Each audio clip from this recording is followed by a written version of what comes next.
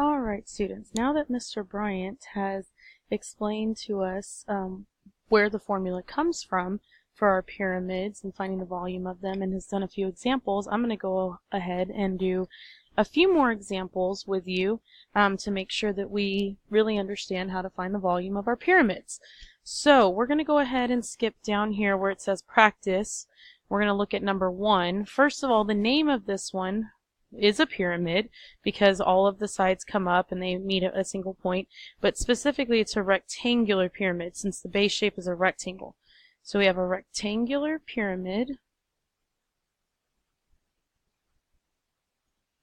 Okay, and the volume formula is going to be that 1/3 of the area of the base times the height. So we can just kind of bring down our 1/3 and ignore that for right now. For the area of my base shape, I've got to realize that my base shape is a rectangle. To find the area of that, I do base times height. Okay, so then we'll have the height of our prism also. So I have 1/3. My base times my height of this rectangle here would be 14 times my 17. And then eventually I'm going to multiply all of this by the height of my pyramid.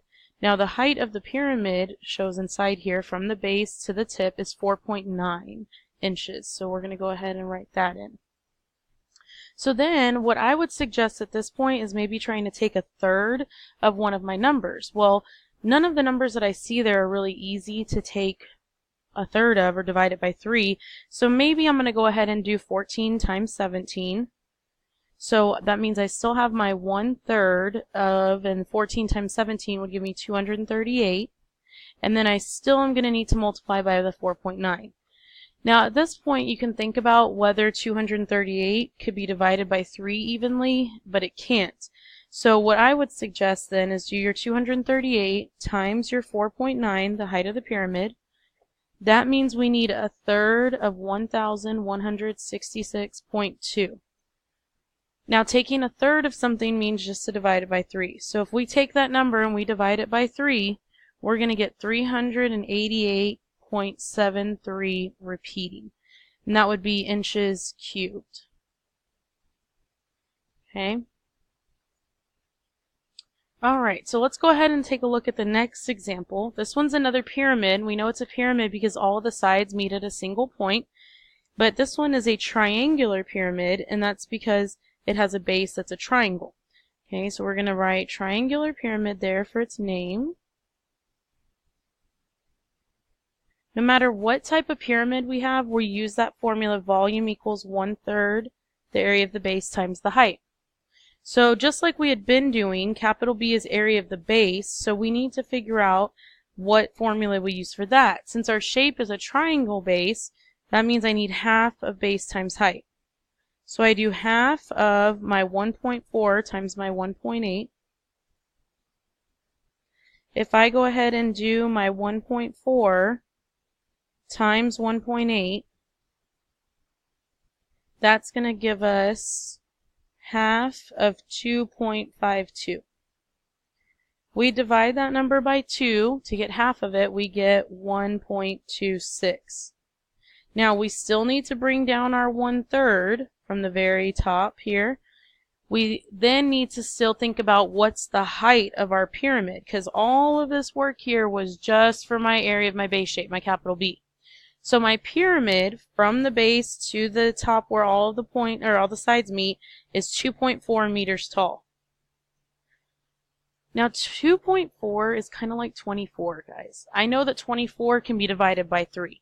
So if I realize that 24 divided by 3 is 8, that means 2.4 divided by 3 is 0.8. So I can go ahead and take that 1/3 now, get 0.8, and then we can just multiply that by 1.26. Always like to think about how we can work smarter, not harder. So let's see, our 0.28 times 1.26, that gives us 1.008 meters cubed.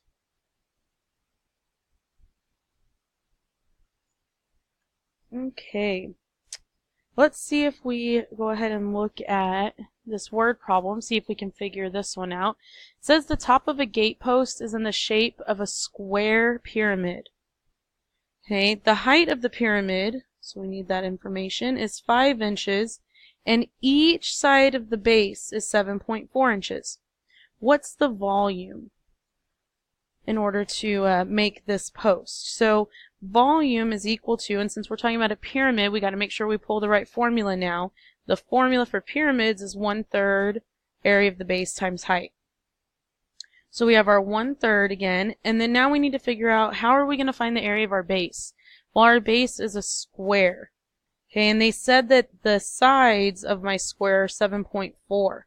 So if we wanted to find the area of our base, we would use 7.4 times 7.4.